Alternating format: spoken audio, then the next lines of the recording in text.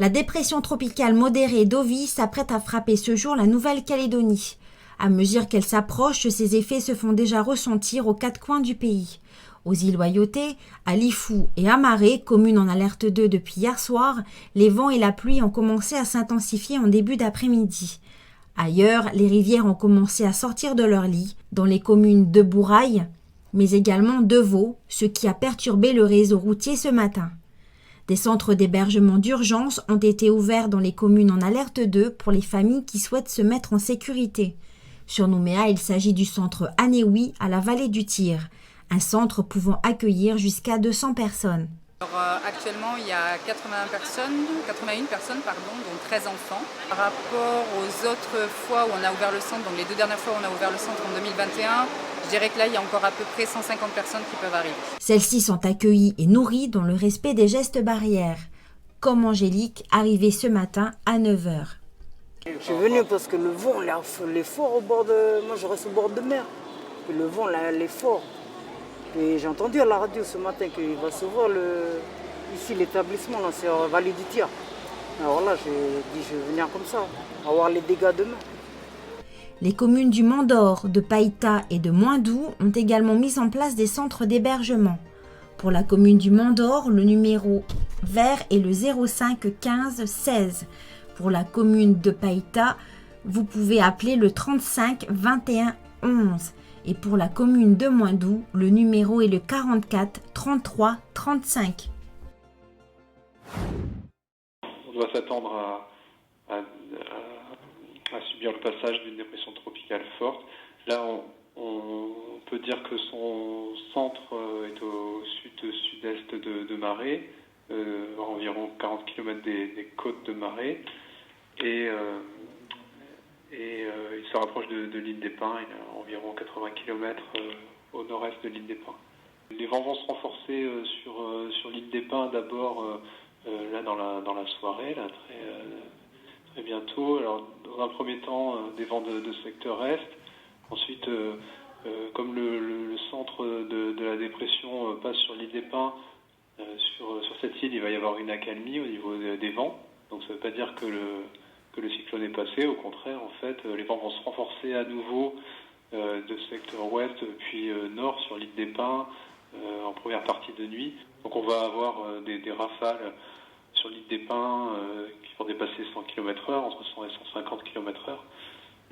Au cours de la nuit, on va atteindre un pic là, entre 23h, minuit et 4h du matin sur le sud-ouest de la Grande-Terre, avec des rafales qui peuvent atteindre les 100 km/h.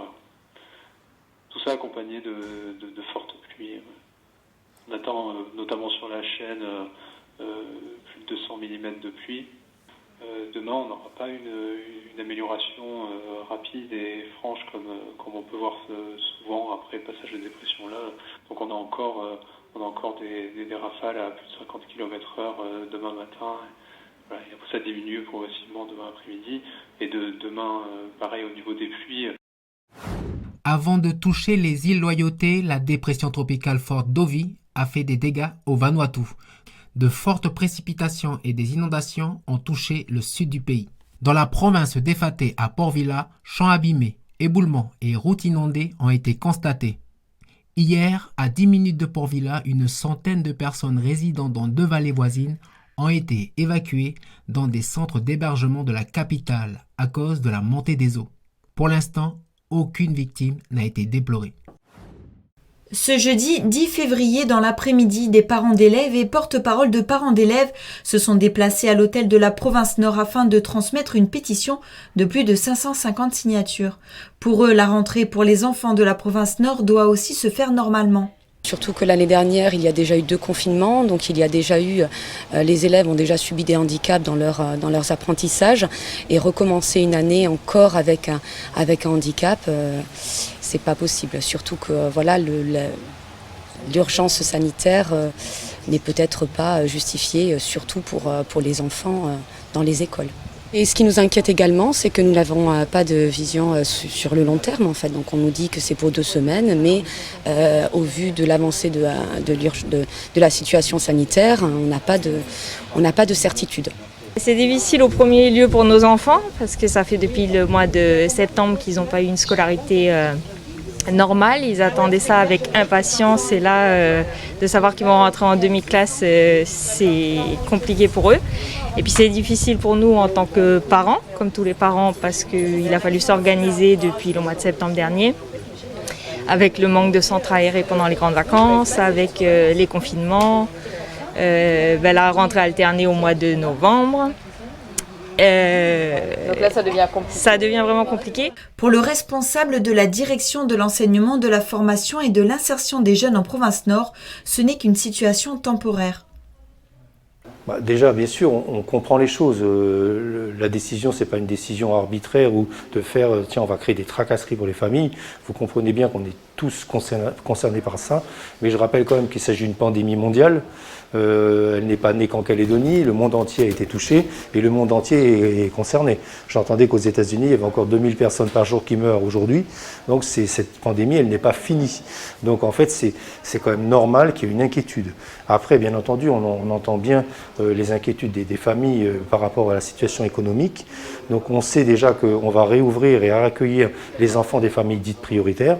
On attend normalement du gouvernement, on nous a dit une liste qui serait élargie par rapport au type d'enfants qui pourraient être accueillis.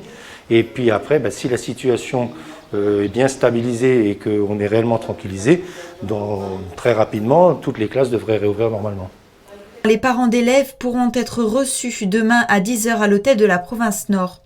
50% des enfants rentreront le 14 février et 50% la deuxième semaine. En tout, ce sont plus de 7000 élèves qui feront leur rentrée en province Nord. Depuis mardi après-midi, une unité médicale de prise en charge des patients Covid a été mise en place ici à la salle socio-culturelle. L'équipe présente est composée de médecins et infirmiers des centres médico-sociaux de Lafoi et Bourail, mais aussi des libéraux de la zone. Nous avons décidé de déplacer ce service qui était auparavant offert au public, au CMS de Lafoi, pour répondre à ce pic épidémique que nous connaissons aujourd'hui. Ce lieu permet une meilleure gestion des flux, avec d'un côté la vaccination le matin et l'après-midi les tests. C'est un projet initié par la province Sud, suite aussi aux besoins des administrés. Ce centre ne délivre pas de QR code. Les personnes qui souhaitent avoir un pass sanitaire doivent effectuer les tests payants en pharmacie. En revanche, les tests sont gratuits mais réservés à un public ciblé.